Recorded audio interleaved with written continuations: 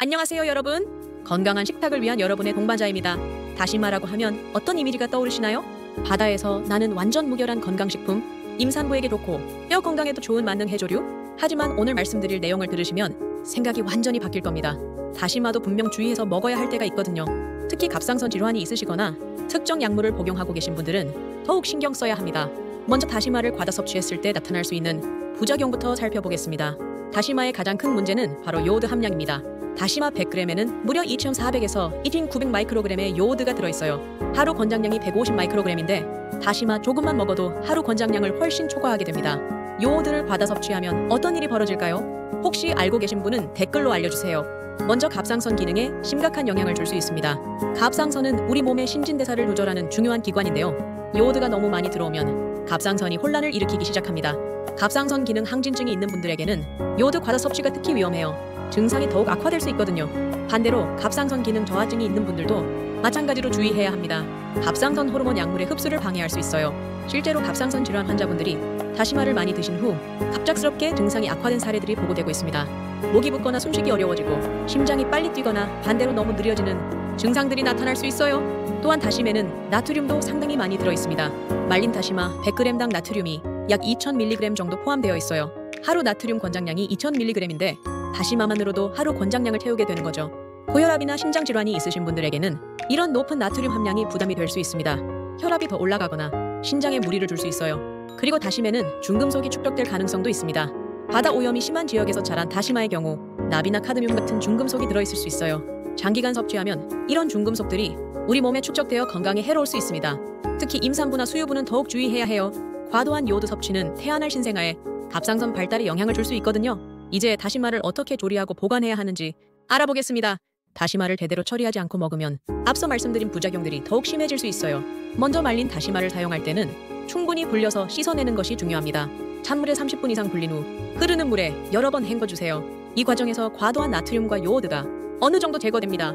특히 갑상선 질환이 있으신 분들은 이 과정을 더욱 꼼꼼히 해주셔야 해요. 다시마를 우린 물도 함부로 버리면 안 됩니다. 요오드 농도가 매우 높기 때문에 이 물을 그대로 곡물로 사용하면 요오드 과다 섭취로 이어질 수 있어요. 다시마 우린 물을 사용하실 때는 물을 충분히 희석해서 사용하거나 아예 버리고 새로운 물로 요리해주세요. 보관할 때도 주의점이 있습니다. 말린 다시마는 습기가 없는 서늘한 곳에 밀폐 용기에 넣어 보관해야 해요. 습기가 차면 곰팡이가 생길 수 있고 이때 생기는 곰팡이 독소는 우리 건강에 매우 해롭습니다. 생다시마를 구입하셨다면 냉장고에서 2-3일 이내에 드시고 장기 보관하실 때는 소분해서 냉동 보관하세요. 조리할 때도 너무 오래 끓이지 마세요. 장시간 가열하면 영양소가 파괴될 뿐만 아니라 쓴맛이 강해질 수 있어요. 다시마를 볶을 때는 센 불에서 빠르게 볶아주고 국물 요리에 넣을 때는 마지막에 넣어 짧게 끓여주는 것이 좋습니다. 그렇다면 다시마를 어떻게 먹어야 건강에 좋을까요? 가장 중요한 것은 적정량을 지키는 것입니다. 건강한 성인 기준으로 하루에 다시마 5에서 10g 정도가 적당한 섭취량이에요. 여러분은 하루에 다시마를 얼마나 드시나요? 댓글로 공유해주시면 다른 분들에게도 도움이 될 것 같아요. 이는 말린 다시마 기준으로 손가락 한 마디 정도의 작은 조각 2-3개 수준입니다. 갑상선 질환이 있으신 분들은 이보다 더 적게 드시거나 아예 피하시는 것이 좋겠어요. 의사와 상담 후 섭취량을 결정해주세요. 고혈압이나 신장 질환이 있으신 분들도 섭취량을 줄이시고 다른 나트륨 섭취를 함께 조절해 주셔야 합니다. 다시마를 드실 때는 다른 요오드가 많은 음식과 함께 드시지 않는 것이 좋아요. 미역, 김, 멸치젓 같은 해조류나 해산물과 동시에 많이 드시면 요오드 과다 섭취가 될 수 있습니다. 일주일에 2-3번 정도가 적당한 섭취 빈도이고 매일 드시는 것은 권하지 않습니다. 특히 갑상선 호르몬 약물을 복용하고 계신 분들은 약 복용 시간과 다시마 섭취 시간을 최소 4시간 이상 간격을 두세요. 임산부나 수유부는 다시마 섭취를 더욱 제한해야 해요. 일주일에 1-2번 소량만 드시는 것이 안전합니다. 다시마를 드신 후 목 부분이 붓거나 심장이 두근거리거나 소화불량 증상이 나타나면 즉시 섭취를 중단하고 의사와 상담하세요. 이제 다시마의 검증된 효능들을 알아보겠습니다. 적정량을 지켜서 드시면 다시마는 분명 우리 건강에 도움이 되는 훌륭한 식재료입니다. 먼저 다시마의 풍부한 칼슘과 마그네슘은 뼈 건강에 도움을 줍니다. 특히 폐경기 여성분들의 골다공증 예방에 효과적이라는 연구 결과들이 있어요. 다시마의 알긴산 성분은 콜레스테롤 수치를 낮추는 데 도움을 줍니다.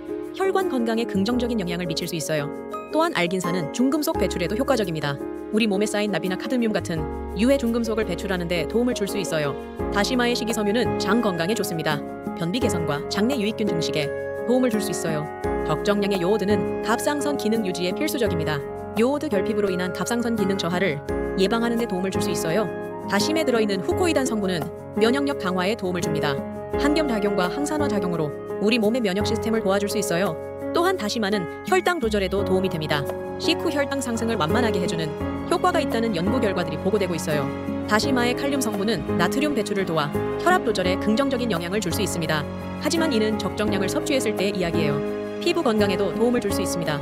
다시마의 미네랄과 비타민들이 피부 재생과 보습에 효과적이라고 알려져 있어요. 하지만 이 모든 효능들은 적정량을 지켜서 꾸준히 드셨을 때 나타나는 것들입니다. 과다 섭취하면 오히려 독이 될 수 있다는 점을 꼭 기억해 주세요. 오늘 말씀드린 내용을 정리해보면 다시마는 분명 좋은 식재료이지만 요오드 과다 섭취 위험성을 항상 염두에 두고 적정량을 지켜서 드셔야 한다는 것입니다. 오늘 영상이 도움이 되셨다면 좋아요 버튼과 구독 부탁드려요. 여러분의 건강한 식생활에 조금이나마 도움이 되었다면 정말 뿌듯할 것 같거든요. 특히 갑상선 질환이나 고혈압, 신장 질환이 있으신 분들은 더욱 주의 깊게 섭취량을 조절해 주시고 필요하다면 의사와 상담 후 드시기 바랍니다. 건강한 식재료도 잘못 먹으면 독이 될 수 있습니다. 오늘도 한 가지 더 현명해지셨죠? 다음 영상에서도 여러분의 건강 지식을 한 단계 업그레이드 시켜드릴게요. 다음 영상에서는 배출을 주제로 다시 찾아뵙겠습니다.